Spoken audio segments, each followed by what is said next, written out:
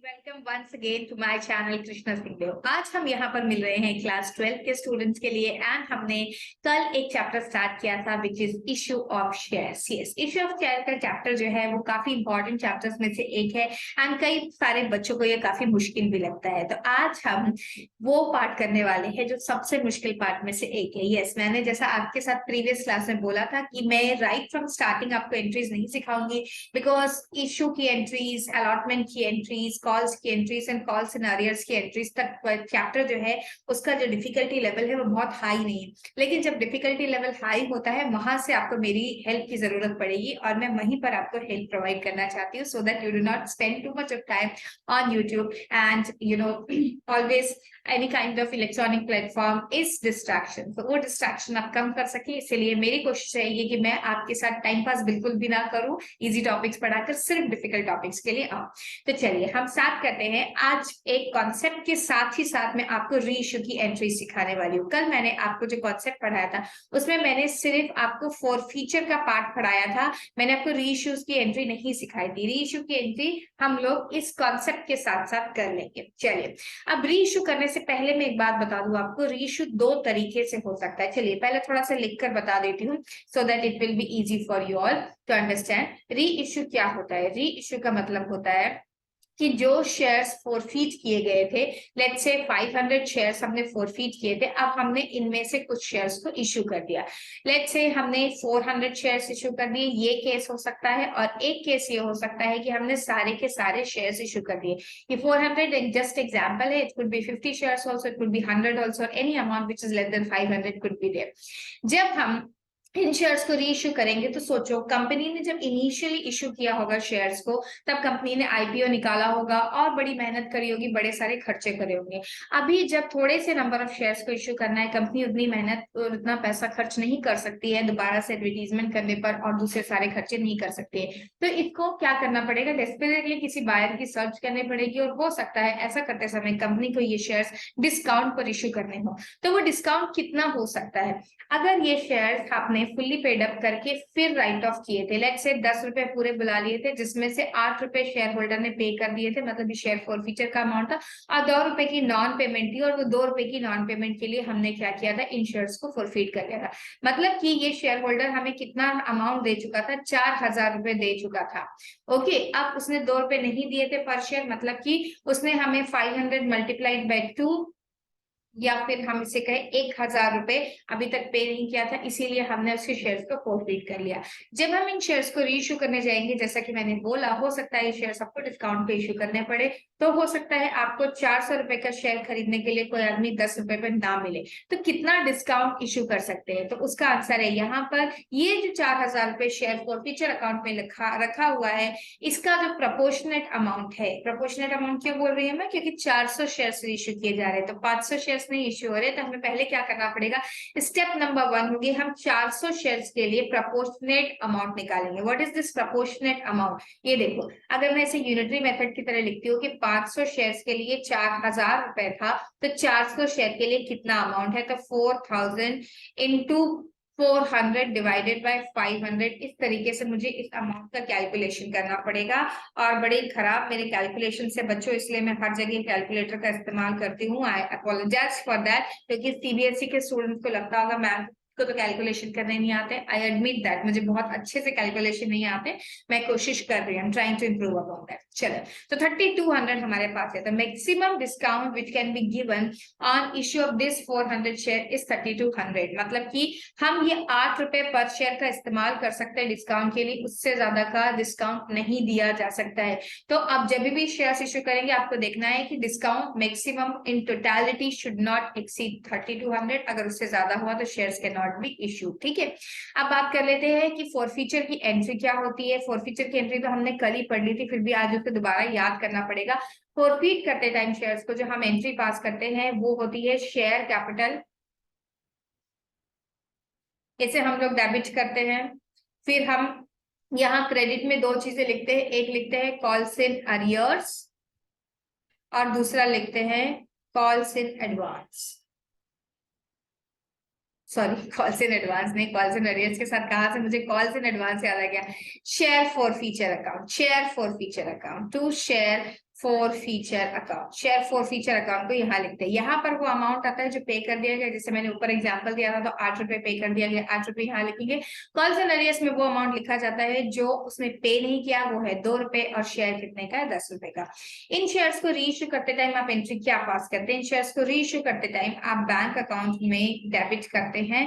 Bank account में वो हिस्सा डेबिट होगा जितने के लिए शेयर इश्यू किया गया। फॉर एग्जाम्पल शेयर 8 रुपए के लिए इश्यू किया, यहाँ पर हमें लिखना होता है शेयर फॉर फीचर अकाउंट। ये फॉर फीचर क्या होता है, शेयर फॉर फीचर अकाउंट में आप वो अमाउंट डालते हैं जितने का आपने डिस्काउंट दिया, यहाँ पे हमने 2 रुपए का डिस्काउंट दिया है, और यहाँ पर लिखते हैं शेयर कैपिटल, और जिस वैल्यू पे शेयर्स इश्यू किए गए हैं वो शेयर कैपिटल में आता है, लेट्स से 10 रुपीज। ओके, इतनी बात आपको समझ में आ गई होगी। अब हमें शेयर फॉर फीचर में एक बैलेंस दिखाई दे रहा है। यहाँ इनिशियली हमने क्रेडिट किया था 8 रुपए, और 2 रुपए का बैलेंस हमने इस्तेमाल कर लिया, 2 रुपए का अमाउंट हमने इस्तेमाल कर लिया। तो what is the balance between these two, there is 6 rupees still left in share forfeiture account. तो ये शेयर फॉर फीचर अकाउंट का जो अमाउंट है उसे हम ट्रांसफर कर देते हैं कैपिटल रिजर्व में। क्यों कैपिटल रिजर्व में, क्योंकि ये हम बोलेंगे एक तरह का कैपिटल गेन हुआ कंपनी को क्या करते समय, शेयर्स को इश्यू करते time. Share forfeiture account, not capital, share forfeiture account क्या कर देंगे, डेबिट, और उसका बैलेंस हम लोग कहाँ ट्रांसफर कर देंगे, कैपिटल रिजर्व अकाउंट में ट्रांसफर कर देंगे। तो 6 rupees will be transfer to capital reserve. यही वाले कैलकुलेशन पे सबसे ज्यादा ध्यान देने की जरूरत पड़ती है बच्चों, बाकी सब तो आसानी से हो जाता है। चलिए अब देखते हैं कुछ क्वेश्चंस और क्वेश्चन की हेल्प से जहाँ पे केसेस दिए हुए हैं हम लोग करेंगे इसकी जर्नल एंट्रीज। तो मैं जाती हूँ और क्वेश्चन लेकर आती हूँ। यहाँ पर एक क्वेश्चन दिया है जहां पर काफी सारे केसेस दिए हुए हैं। आई होप ये केसेस से हमें सारे कॉन्सेप्ट क्लियर हो जाएंगे। Forfeiture and ratio of share at par at premium and at discount. चलिए, Anuradha a share holder of 2000 shares at ₹10 each fail to pay the final call of 2 rupees. Obviously उसने final call of 2 rupees pay नहीं करी है, तो उसके बाद उसके shares को फॉरफीट कर लिया गया होगा। तो सबसे पहली एंट्री जो मैं यहाँ पर करूंगी वो करूंगी शेयर फॉरफीचर की एंट्री, मतलब उसके शेयर को जब फॉरफीट कर लिया गया तब क्या एंट्री पास करेगी कंपनी अपनी बुक में। शेयर फॉरफीचर की एंट्री होगी शेयर कैपिटल अकाउंट डेबिट, जो कॉल्ड अप अमाउंट है। ऑब्वियसली यहाँ पर दिखाई दे रहा है फाइनल कॉल, मतलब कि सारी कॉल्स बुला ली गई थी, तो 10 मल्टीप्लाइड बाय 2000 रुपीज, तो यहाँ आ जाएगा 20,000 रुपीज। ओके, तो 20,000 रुपीज को मैं लिखने वाली हूँ यहाँ पर, और क्रेडिट साइड में मैं क्या लिखूंगी, टू क्रेडिट साइड में मैं लिखूंगी टू कॉल्स इन अरियर्स। कितना है वो, that is 2000 multiplied by 2 rupees per share जो है शेयर होल्डर ने दिया नहीं है। और यहाँ पर मैं लिखूंगी 2 share for feature. Share for feature में याद रखिए हमेशा वो अमाउंट जाता है जो कि पेमेंट हो चुका है, बट यहाँ पर अगर कोई प्रीमियम का अमाउंट होता है तो उसे हम हटा देते हैं। तो 2000 multiplied by 8 rupees per share share holder ने दे दिया था।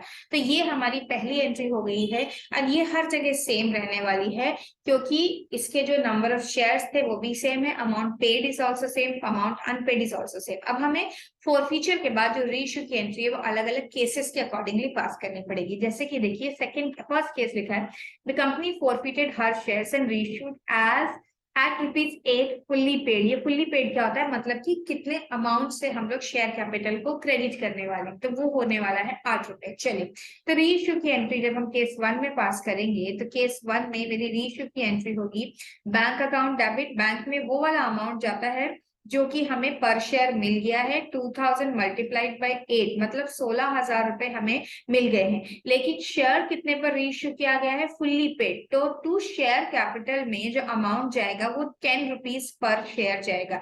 मतलब मैं यहाँ पर लिख रही होंगी 2000 मल्टीप्लाइड बाय 10, तो यहाँ आएगा 20,000 रुपीज। और यहाँ पर इसका मतलब ये जो गैप है या जो डिस्काउंट दिया है वो कैसे फुलफिल होगा, वो होगा शेयर फॉर फीचर अकाउंट से। Okay, share forfeiture account से हम लोग 4,000 रुपए ले लेंगे। अब ये बात देखनी है कि शेयर फॉर फीचर में कितना अमाउंट था, तो ऊपर जाके आप उसे चेक कर सकते हैं। ये जो मैंने बॉक्स के अंदर लिखा है, ये यहाँ पर इतना अमाउंट हमें मिला था 16,000 rupees. 4,000 is being utilized for allowing the discount at the time of reissue share.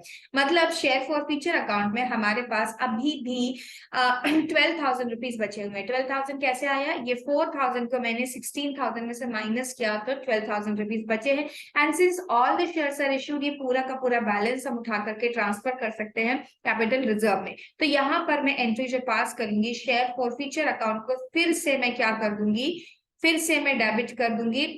अभी अकाउंट जो है पूरी तरीके से खत्म हो जाएगा, क्योंकि इसका सारा बैलेंस मैं कहां पर ट्रांसफर कर रही हूँ, मैं ट्रांसफर कर रही हूँ इस बैलेंस को कैपिटल रिजर्व अकाउंट में। Okay, this is 12,000 rupees. I hope this is clear to you students. ये एंट्रीज आपको बहुत ध्यान से पास करनी है, बार बार माइंड में बोल बोल करके इन कैलकुलेशंस को क्लैरिफाई करना है और पास करना है। And I hope you are sitting with pen and paper and तब आप ये एंट्रीज कर रहे हैं। चलिए केस 2 की तरफ जाते हैं। Company forfeited her shares and reissues half मतलब 1,000 shares at ₹11 per share as fully paid up। अरे वाह, यहाँ पर तो कंपनी को बहुत फायदा हो गया। जब कंपनी ने शेयर्स को रीइश्यू किया तो 11 रुपए पर शेयर इश्यू किए गए, मतलब कि दोबारा इश्यू करते समय कंपनी को 1 रुपए प्रीमियम का भी मिल गया है। ऊपर वाली एंट्री यही रहने वाली है जो शेयर फॉरफीचर की एंट्री थी, इसमें कोई भी चेंज नहीं आएगा इन ऑल दीज केसेस। अब हम सिर्फ केस 2 की एंट्री अलग से करेंगे। तो केस 2 की एंट्री में हमें क्या करना है, हमें सबसे पहले वही एंट्री पास करनी है जो फॉरफीचर की एंट्री होती है। यस, फॉरफीचर की एंट्री होती है bank account debit to share capital, और अगर हम डिस्काउंट पर शेयर्स इशू करते हैं तो शेयर फॉरफीचर अकाउंट डेबिट होता है। एंड अगर हम सिक्योरिटी प्रीमियम रिजर्व पर शेयर इशू करते हैं तो सिक्योरिटी प्रीमियम रिजर्व अकाउंट क्या होता है, क्रेडिट होता है। सिक्योरिटी प्रीमियम रिजर्व अकाउंट को हमने क्रेडिट कर दिया। 1,000 शेयर्स को हमने 11 रुपए पर शेयर पे इशू किया, तो टोटल 11,000 हमारे पास आए। यहाँ पर शेयर कैपिटल अकाउंट के सामने शेयर की फेस वैल्यू मतलब 10,000 रुपीज लिखा जाएगा, और यहाँ पर ये दो 4 जीरो है, और यहाँ पर 1,000 मल्टीप्लाइड बाय 1 मतलब कि 1,000 रुपीज लिखा जाएगा। अब हमें क्या करना पड़ेगा, half the shares are being issued, तो हमें देखना होगा कि शेयर फॉरफीचर अकाउंट में कितना बैलेंस था। देखो 2,000 शेयर्स के लिए शेयर फॉरफीचर अकाउंट में हमारे पास 16,000 रुपीज थे, तो 1,000 शेयर्स के लिए शेयर फॉरफीचर में कितना प्रोपोर्शनेट बैलेंस है वो हम कैसे निकालेंगे, हम निकालेंगे 1/2 करके, जो कि आ गया 8,000 रुपीज। अब देखिए इन दिस क्वेश्चन, क्योंकि shares are issued at premium, ये 8,000 रुपीज बिल्कुल भी यूज नहीं हुए, तो मतलब ये सारा का सारा balance can be easily transfer to share capital reserve account. अब यहाँ ध्यान रखिएगा, बहुत ध्यान से क्वेश्चन करिएगा कि 16,000 रुपीज सीधा उठा करके शेयर कैपिटल शेयर फॉरफीचर से कैपिटल रिजर्व में ट्रांसफर नहीं कर देना, क्योंकि बहुत सारे बच्चों को ये ध्यान नहीं रहता है कि देखो जो शेयर्स अभी इशू नहीं हुए उन्हें फ्यूचर में इशू करना है, और अगर उन्हें डिस्काउंट पे इशू करना पड़ा तब हमारा शेयर फॉरफीचर अकाउंट का बैलेंस ही यूज हो सकता है। इसीलिए अभी उस अकाउंट को क्लोज कर देने का मतलब है कि फ्यूचर में आप कोई अपॉर्चुनिटी नहीं छोड़ रहे कंपनी के पास to find a buyer even if it is available at a lesser price. Okay, तो हमें वो काम नहीं करना है, ऐसी गलती हम बिल्कुल नहीं करेंगे। हम सिर्फ प्रोपोर्शनेट अमाउंट, जो कि जितने शेयर्स हमने रीइश्यू किए उनके ऊपर जो अमाउंट अवेलेबल है उसे हम ट्रांसफर कर देंगे। तो शेयर फॉरफीचर अकाउंट को हम डेबिट कर देंगे 8,000 रुपए से। 8,000 रुपए कैसे निकाला हमने, आधा हमारे पास 4,000 शेयर्स के 2,000 शेयर्स के लिए 16,000 रुपए था, तो 1,000 शेयर के लिए हमारे पास अमाउंट बचा 8,000 रुपीज। तो कैपिटल रिजर्व अकाउंट में हमने इसको ट्रांसफर कर दिया। 8,000 rupees is being transfer to capital reserve, बाकी का 8,000 rupees will remain as it is till the time the remaining number of shares are not being reissued. I hope बच्चों आपको समझ में आ रहा है, पूरा ध्यान रखिएगा, पूरे फोकस के साथ इन क्वेश्चंस को करिएगा। केस नंबर 3 की तरफ जाते हैं, वहां पे लिखा हुआ है cap company forfeited the shares and reissued 3/4 shares at ₹9 पर शेयर। 3/4 मतलब कि हमने क्या किया, यहाँ से 75,000 शेयर्स को रीइश्यू कर दिया। ओके, 75% नॉट 1000, 75% शेयर्स को मतलब कि 1500 शेयर्स को रीइश्यू कर दिया, वो भी ₹9 पर शेयर के ऊपर। ₹9 पर शेयर मतलब 1 रुपए का कंपनी डिस्काउंट दे रही। Again share forfeiture account will be use. Same thing यहाँ पर भी मैं बोलूंगी, फर्स्ट एंट्री में कोई भी चेंज नहीं होगा, लेकिन यस हम लोग जब सेकेंड एंट्री पास करेंगे री इशू की तो वहां पर चेंज आएगा। केस 3 में हम एंट्री करेंगे share capital account debit. No, share capital तो हमने पहले ही डेबिट कर दिया है, सॉरी, मैं यहाँ पे री इशू की एंट्री पास कर रही हूँ। बैंक अकाउंट डेबिट यहाँ पर हमने 1500 शेयर्स को रीइश्यू किया है मल्टीप्लाइड बाय 9। ओके, तो 1500 मल्टीप्लाइड बाय 9 मतलब 13,500 पे हमने शेयर्स इश्यू किए हैं। यहाँ पर मैं लिखूंगी शेयर कैपिटल, और शेयर कैपिटल के सामने अगर कुछ ना बोले क्वेश्चन तो हम हमेशा यही अज्यूम करते हैं as fully paid up shares को रीइश्यू किया गया है। तो यहाँ पे मैं मल्टीप्लाइड बाय 10 करके 15,000 रुपीज लिखूंगी। मतलब कि ये जो डिफरेंस है, कितने रुपए का डिफरेंस है, 15 रुपीज का डिफरेंस, ये क्या है, ये है डिस्काउंट जो कंपनी ने इश्यू करते टाइम दिया है। तो शेयर फॉर फ्यूचर अकाउंट से डिस्काउंट को लिया जाएगा 1500 रुपीज का। ओके, चलिए अब आती है सबसे इंपॉर्टेंट वाली एंट्री। अब हमें निकालना है proportionate amount for 1500 share. 2000 shares के लिए हमारे पास शेयर फॉर फ्यूचर अकाउंट में 16,000 रुपीज था, तो 1500 के लिए कितना अमाउंट अवेलेबल होगा उसे हम प्रोपोर्शनेट मेथड से निकाल लेंगे। तो 16,000 मल्टीप्लाइड बाय 1500 डिवाइडेड बाय 2000, ये आता है 16,000 multiplied by 1500 divided by 2000 is equal to 12,000 rupees. उस 12,000 रुपीज में से हमने यूटिलाइज कर लिया है 1500, मतलब जो बचा हुआ अमाउंट है, कैसा बचा हुआ अमाउंट जो कि हमारे पास यहाँ पर आया था, पहले तो मैं लिख लूं 12,000 रुपीज जो हमारे पास अब यूटिलाइज नहीं हुआ है, उसे हम क्या कर देंगे, ट्रांसफर कर देंगे कहां पर, कैपिटल रिजर्व में। ये कंपनी को एक तरीके का प्रॉफिट हो गया है, कब, शेयर्स के रीइश्यू पे। सो कैपिटल रिजर्व अकाउंट को हम कर देंगे क्रेडिट। कितने अमाउंट से, 10,500 से। और 10,500 कैसे आया, चाहिए तो लिख लेंगे, 12,000 माइनस 1500 करने से आया 10,500 का अमाउंट। चलिए बच्चों, हम लोगों ने केस 3 भी कर लिया। अब जाके देखते हैं नेक्स्ट केस। अब याद रखिए ये प्रोपोर्शनेट यूनिटरी मेथड करके इसी तरीके से हमेशा कैलकुलेशन करना होता है। ओके, चलिए। Company forfeited shares and reissued forfeited her shares and reissued at 10 rupees per share fully paid up। सारे शेयर्स इशू कर लिए एंड ओरिजिनल प्राइस पे ही उन्हें नया बायर भी मिल गया। मतलब कि सारा का सारा शेयर forfeited का अमाउंट जो यहाँ अवेलेबल था वो कंपनी के लिए फ्री हो गया, वो सारा का सारा कैपिटल रिजर्व में ट्रांसफर हो जाएगा, वो प्रॉफिट हो गया है। तो अब हम एंट्री पास करेंगे for issuing all the shares. ये रहा मेरा केस 4, और यहाँ पर एंट्री पास होगी bank account debit 2000 multiplied by 10 जो कि है 20,000 रुपीज, और यहां पर मैं लिखूंगी शेयर कैपिटल अकाउंट जो भी है 20,000 रुपीज। तो इसका मतलब हमने शेयर फॉर फ्यूचर के बैलेंस को बिल्कुल भी इस्तेमाल नहीं किया।